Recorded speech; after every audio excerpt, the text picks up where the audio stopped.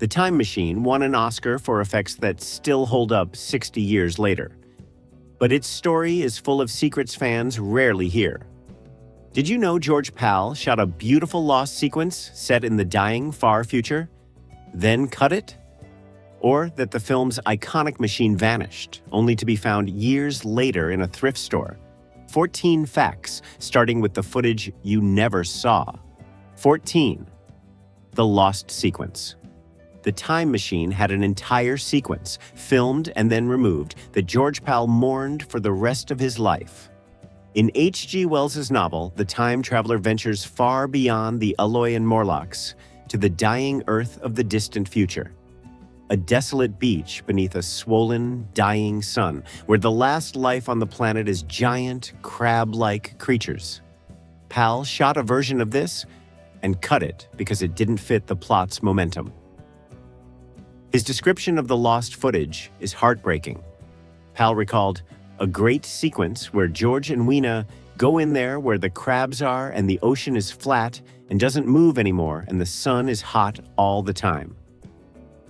He could still picture Rod Taylor and Yvette Mimieux on that dead shore.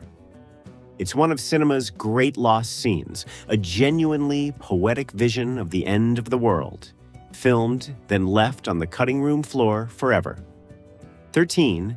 The iconic machine was lost, then found in a thrift store. The Time Machine prop, that gorgeous red velvet sled with the great spinning golden disc, is one of cinema's most beautiful props, and it nearly vanished forever. In 1971, MGM auctioned it off in the same legendary sale that sold the Wizard of Oz's ruby slippers. It went to the owner of a traveling show for several $1,000s. Then it disappeared. 5 years later, a friend of film historian Bob Burns spotted it. Battered, chairless, its pods broken, sitting in a thrift store in Orange, California. Burns bought it for around $1,000 and, using original blueprints director George Pal had personally given him years earlier, restored it. And here's the cross-connection Trek fans will love. His restoration crew included D.C. Fontana, the legendary Star Trek writer, and Michael Miner, art director on Star Trek II, The Wrath of Khan. The most famous time machine in film history was saved from a junk shop shelf by Star Trek royalty. 12. The apocalyptic lava was dyed oatmeal. Some of the film's most spectacular imagery, the destruction of London by a volcanic eruption as the world burns in nuclear war, was achieved with a shockingly humble ingredient. The molten lava flowing through the streets, consuming the city, was made of ordinary oatmeal, dyed red. Bubbling, glowing, and engulfing the miniature city, the porridge sold the apocalypse convincingly enough to help win the film its Academy Award.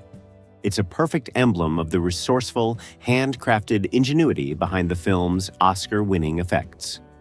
This was an era with no computers. Every effect was a physical trick, a miniature, a matte painting, or, in this case, breakfast food standing in for planetary catastrophe. The Morlocks' glowing eyes were electrical bulbs in latex masks. The time-lapse decay of the world was painstaking stop-motion and photography. That a bowl of red oatmeal could depict the end of civilization convincingly enough to earn an Oscar tells you everything about the craft and imagination of 1960s practical effects. 11. The Oscar-winning time-lapse was the film's real star. The Time Machine won exactly one Academy Award for Best Special Effects, and it was earned almost entirely by a single, hypnotic technique. The film's most celebrated sequences are the time travel passages, where George sits in his machine and the world outside transforms at accelerating speed. Candles burn down in seconds, the sun streaks across the sky, snails race, flowers bloom and die, and, most memorably, a mannequin in a shop window across the street changes fashions as the decades blur past. That mannequin is the film's quiet genius, an elegant, human-scale way to show time passing as hemlines and styles flicker through the years in moments. The effect combined time-lapse photography, stop-motion, and matte work, painstakingly assembled frame by frame. It remains genuinely mesmerizing more than 60 years later. the rare vintage effect that hasn't dated at all. In an age of computer-generated everything, that hand-built sense of time itself accelerating is still one of cinema's most beautiful visualizations. 10. H.G. Wells's own great-grandson directed the 2002 remake. Here's a beautiful piece of full-circle family history. The Time Machine was written by H.G. Wells in 1895, and the beloved 1960 film adapted it. Then, in 2002, a big-budget remake was directed by none other than Simon Wells, the great-grandson of H.G. Wells himself. The author's own descendant took the helm of a new version of his ancestor's most famous story more than a century after it was written. It's an almost poetic act of literary inheritance.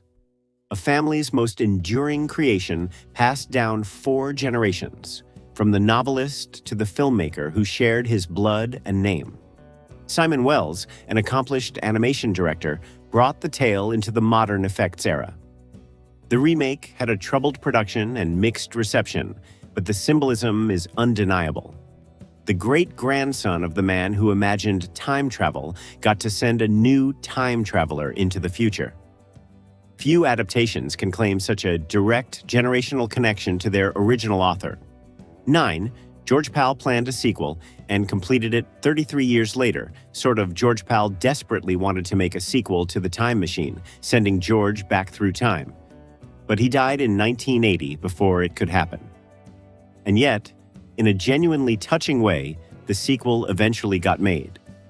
In 1993, a documentary called Time Machine, The Journey Back, was produced, hosted by an older Rod Taylor, and it culminated in a brand new mini-sequel scene written by original Star Trek writer D.C. Fontana.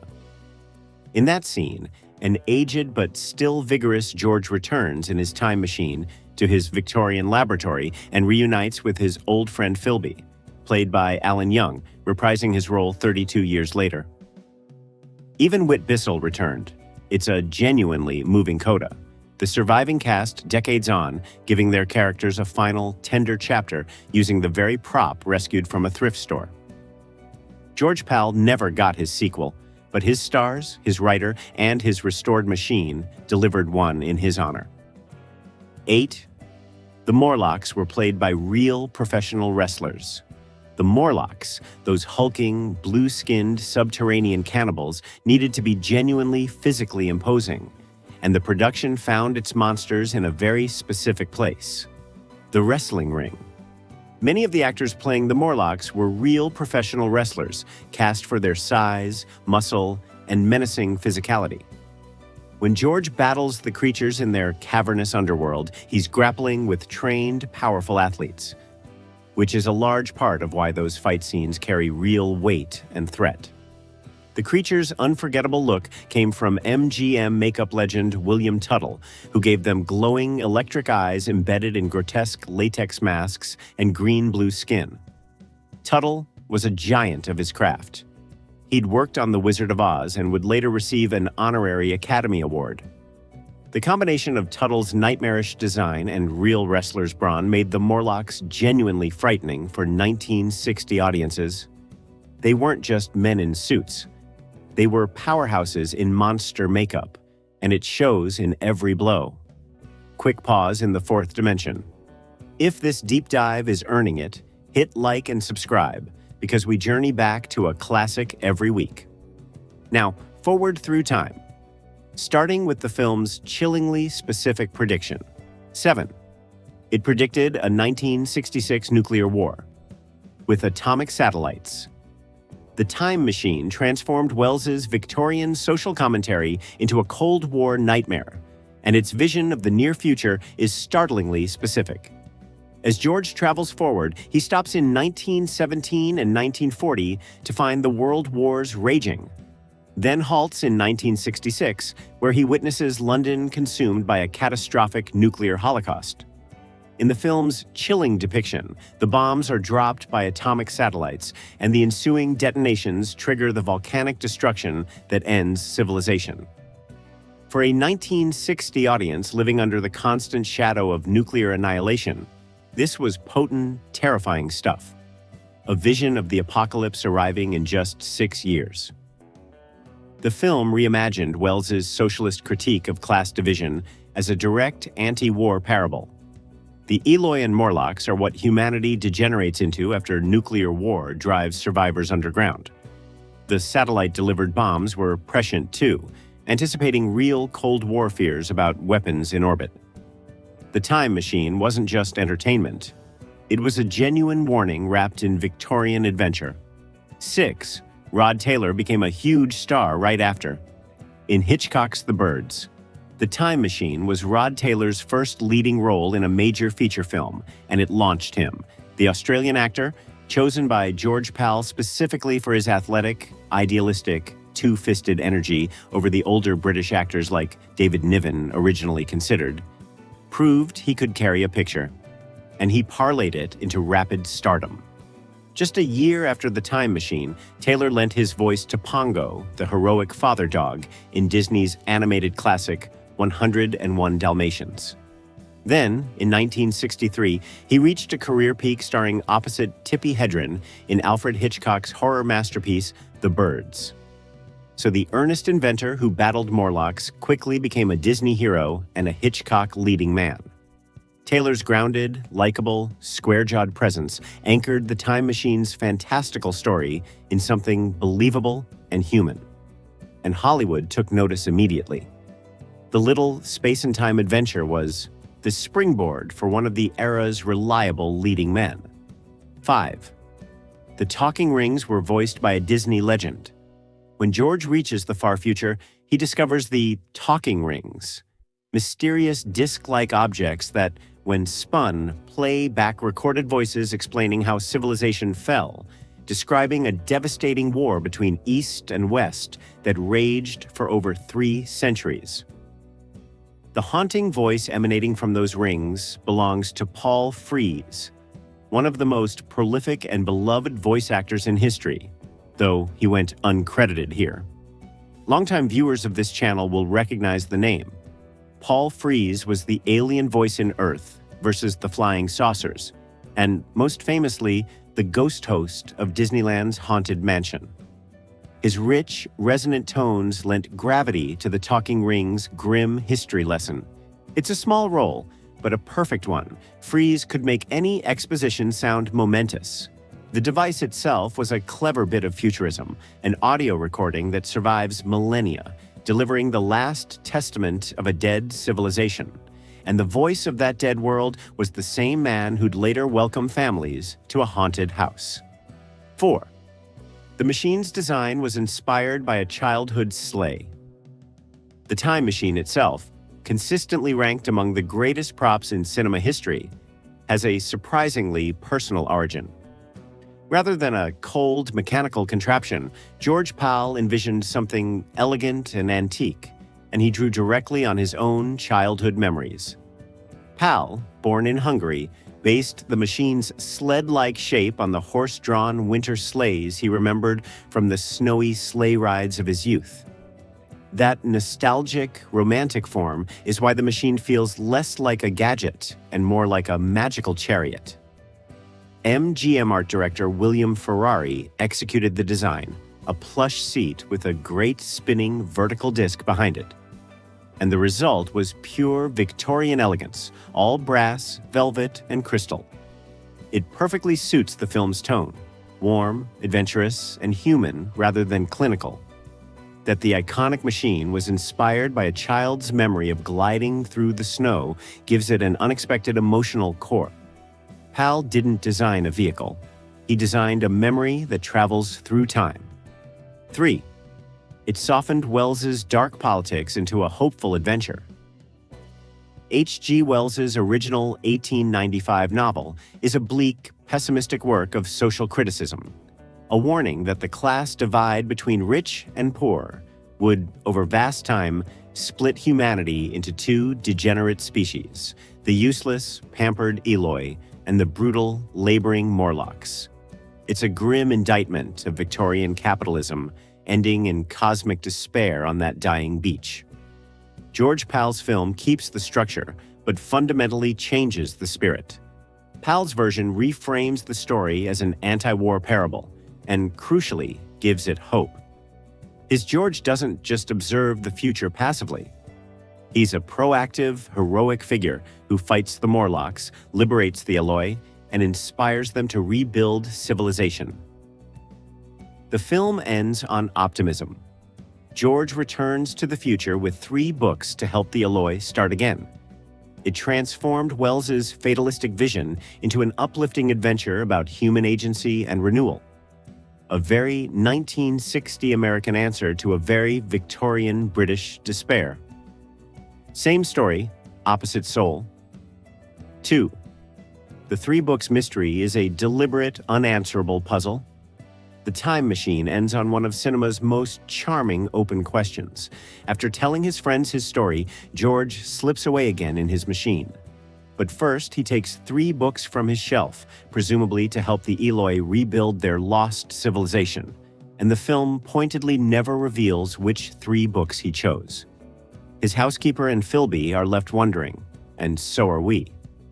It's a deliberate, brilliant piece of storytelling, the ultimate desert island books question, posed to the audience across time. What 3 volumes would you bring to reboot human civilization from scratch? The film invites viewers to debate it forever, and they have. It's become one of the most beloved discussion points in all of science fiction. Director George Pal reportedly loved that the mystery kept people talking. By refusing to answer, the film hands its final act to the audience's imagination. A small, perfect act of trust that has fueled conversation for over 60 years. What would you take? 1. The classic that made time travel emotional. Step back, and the Time Machine's enduring achievement is emotional as much as technical. Its Oscar-winning effects justly get the praise. But what makes the film last is its heart.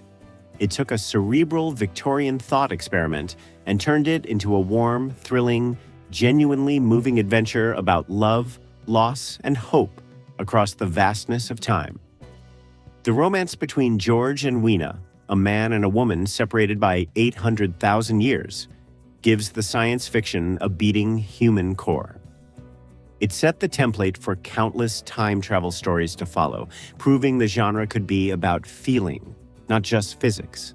Its imagery, the accelerating world, the changing mannequin, the beautiful machine, became foundational to how we picture time travel itself.